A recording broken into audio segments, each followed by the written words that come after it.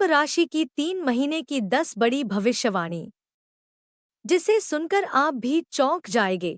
अप्रैल मई जून में होगी बड़ी घटनाएं। जी हां दोस्तों, कुंभ राशि की 2025 की सबसे बड़ी भविष्यवाणी आपके सामने खुलने वाली है। हर वो भविष्यवाणी जो सच साबित होगी, आपको डेट के साथ आज हम बताएंगे।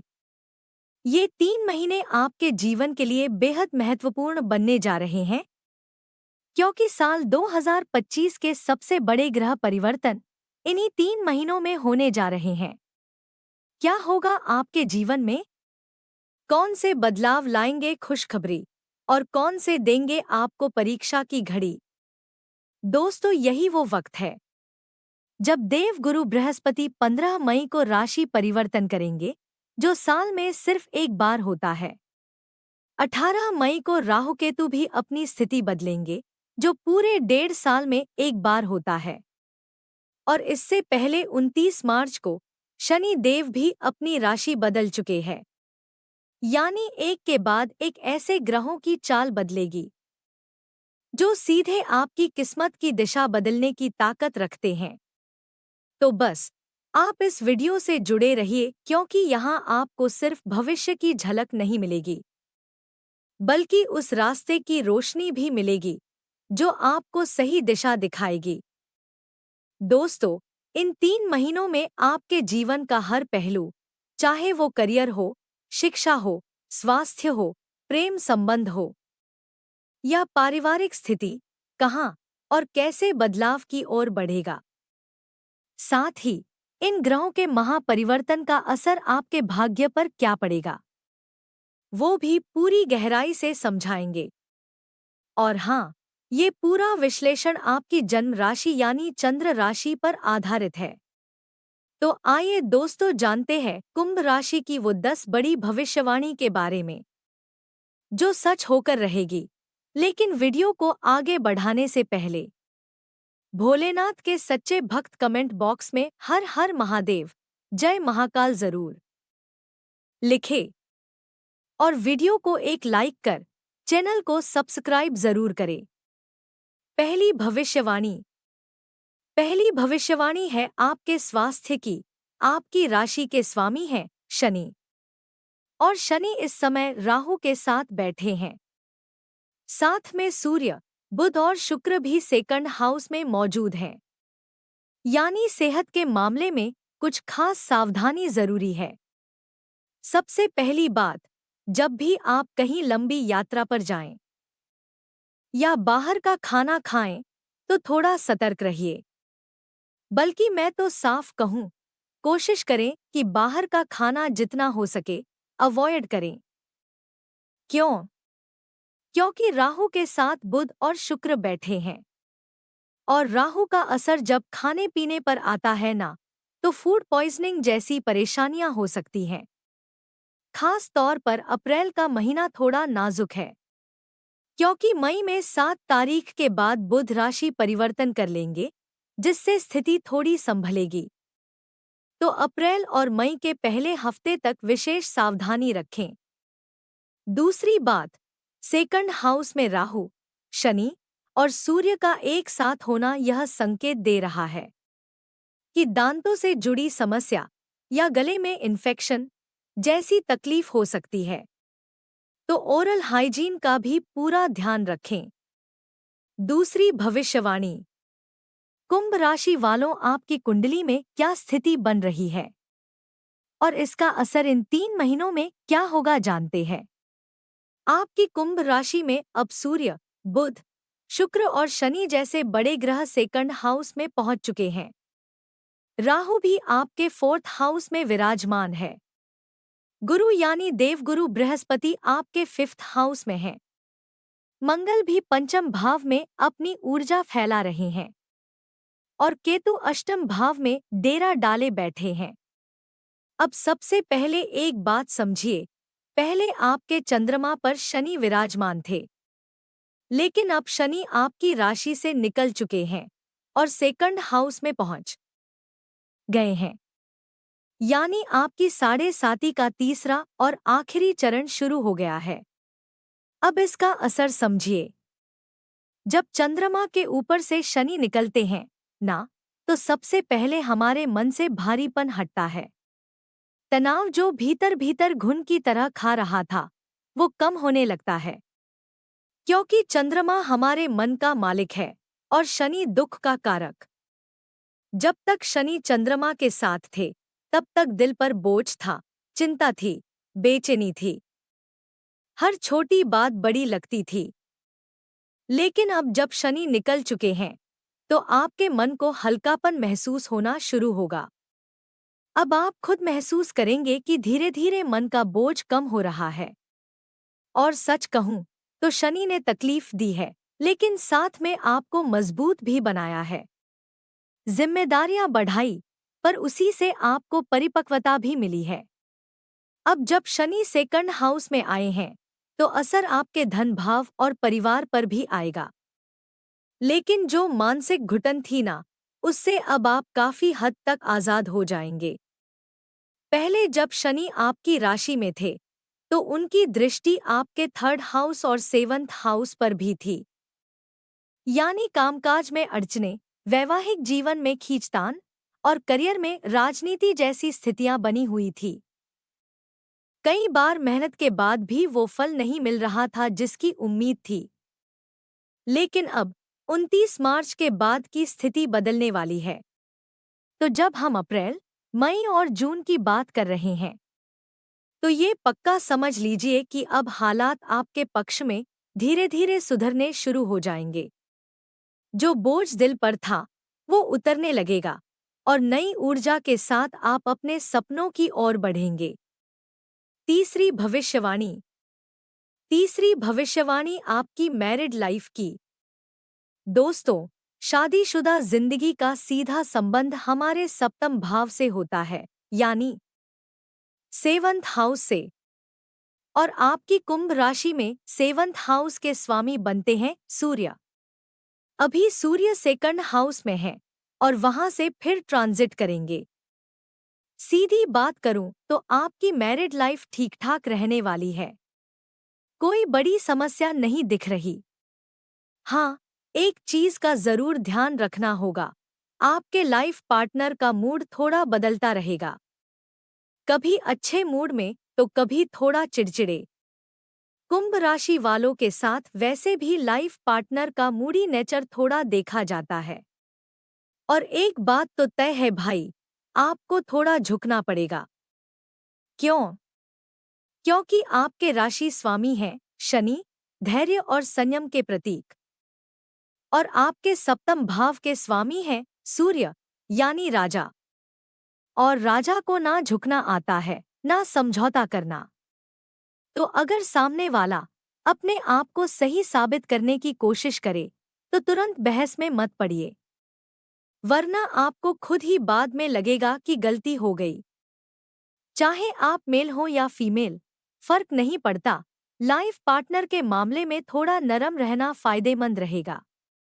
अब अगर अप्रैल, मई और जून के महीने की बात करूं तो अप्रैल में थोड़ा मूडी नेचर रहेगा लाइफ पार्टनर का। लेकिन मई और जून में स्थितियां काफी बेहतर होंगी। इन महीनों में आप दोनों के बीच नई प्लानिंग बन सकती है। कहीं घूमने फिरने के प्रोग्राम बन सकते हैं और रिलेशनशिप में भी पॉजिटिव एनर्जी आएगी। तो बस थोड़ा धैर्य रखिए और छोटी छोटी बातों को दिल से मत लगाइए।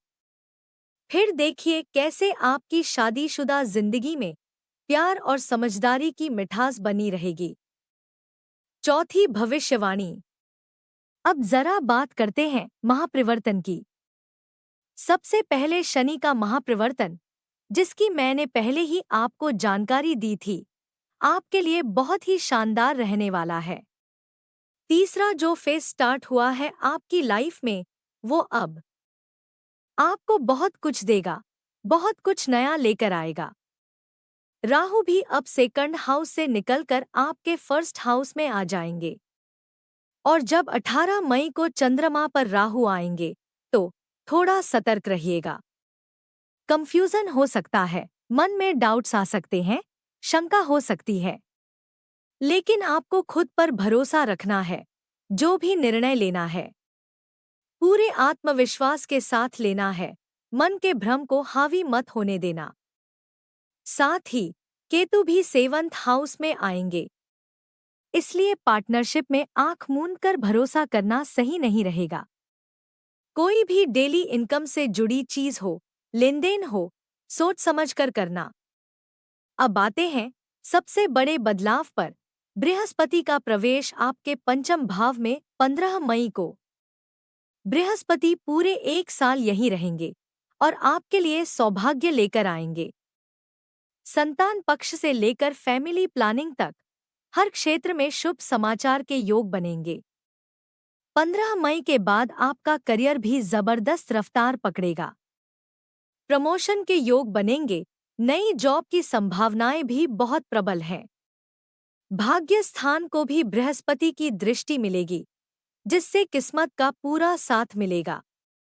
और भाग्य की बात करें तो शुक्र भी उच्च के होकर आपके थर्ड हाउस में आ रहे हैं, यानी तीनों महीने आपके भाग्य का सितारा बुलंद रहेगा।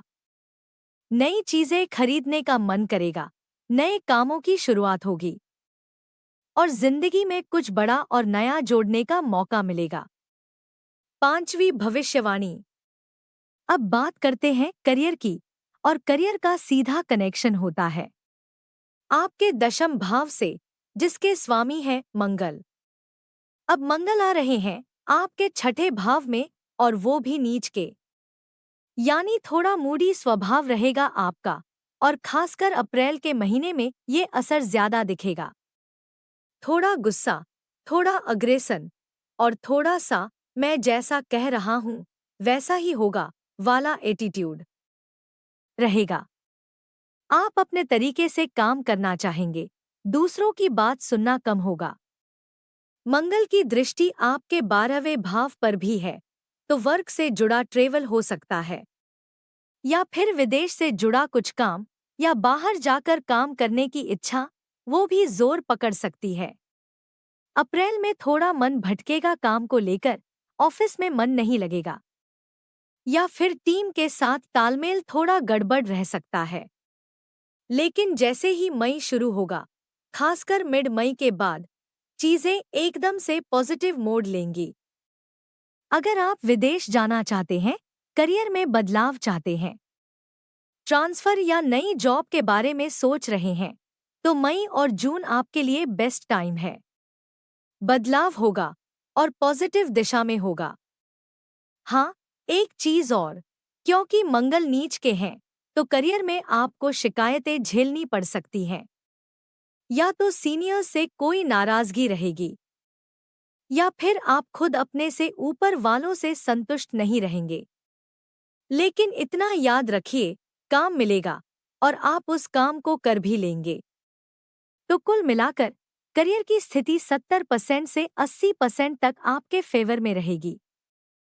और मई से जून में तो जिंदगी में नया पन्ना खुलने के पूरे पूरे योग हैं। छठी भविष्यवाणी। चलो अब थोड़ा प्रेम और प्यार की भी बात कर लेते हैं। आपका लव रिलेशन, उसमें जो हलचल थी, जो बेचैनी थी, वो अब धीरे धीरे कम होगी। अगर काफी टाइम से आप किसी के साथ रिलेशन में हैं और आपको लग रहा था कि पार्टनर थोड़ा डोमिनेट कर रहा है, छोटी छोटी बातों पर गुस्सा कर रहा है, चिड़चिड़ा हो रहा है, तो उसका कारण था मंगल का 5वें भाव में रहना। लेकिन अब अप्रैल, मई और जून तीनों महीनों में चेंज आएगा, और वो चेंज पॉजिटिव रहेगा। आपके रिश्ते में मिठास लौटेगी। हाँ, एक बात का बहुत ध्यान रखना है, शनि और सूर्य अभी आपके दूसरे भाव में हैं, और अप्रैल के 14 से 15 तक सूर्य राहुशनि का मेल रहेगा। इसलिए अप्रैल के 14 से 15 तक अपनी वाणी पर कंट्रोल रखना। फिर मई में भी थोड़ा ध्यान देना है, लेकिन जून का महीना, भाई, वो तो लव रिलेशन के लिए सुनहरा समय है। जून में आपका प्यार गहराएगा, रिश्ता मजबूत होगा और नई उम्मीदें जुड़ेंगी। 7वीं भविष्यवाणी। अब अगर बात करें कुंभ राशि के बिजनेस और व्यापार की। बिजनेस आपका बहुत अच्छा रहेगा क्योंकि सेवंथ लॉर्ड सूर्य यानी उच्च के हो जाएंगे और सूर्य की ये शुभ स्थिति 14 अप्रैल से 14 मई तक रहेगी। फिर 14 मई से 14 जून तक भी सूर्य आपके लिए फायदेमंद रहेंगे। यहाँ तक कि 15 जून को भी सूर्य फिर से अच्छी स्थिति में आएंगे। मतलब अप्रैल से जून तक का पूरा समय बिजनेस के लिए सुपर फेवरेबल है। सेवंथ लॉर्ड की मजबूती व्यापार में आपको बड़ी सफलताएं दिला सकती है। कोई बड़ा ऑर्डर मिल सकता है, कोई बड़ी डील फाइनल हो सकती है, या फिर व्यापार में कोई ऐसी उपलब्धि हासिल हो सकती है जिसका सपना आप लंबे समय से देख रहे थे। हाँ, मेहनत तो करनी ही पड़ेगी क्योंकि 7.5 का समय है और 7.5 में एफर्ट्स के बिना कुछ भी नहीं मिलता। लेकिन जो भी पसीना बहाओगे उसका मीठा फल जरूर मिलेगा। 8वीं भविष्यवाणी। अगर हम बात करें कुंभ राशि के विद्यार्थियों की, तो अप्रैल, मई और जून का समय आपके लिए कैसा रहेगा? देखिए दोस्तों, पंचम भाव से पढ़ाई को देखा जाता है और पंचम भाव में अप्रैल में मंगल का प्रवेश होगा। 5 अप्रैल से मंगल पंचम भाव में आएंगे, साथ ही बुध, शुक्र और सूर्य की भी अच्छी स्थिति रहेगी। तो पढ़ाई के लिए ये समय बहुत पॉजिटिव रहेगा।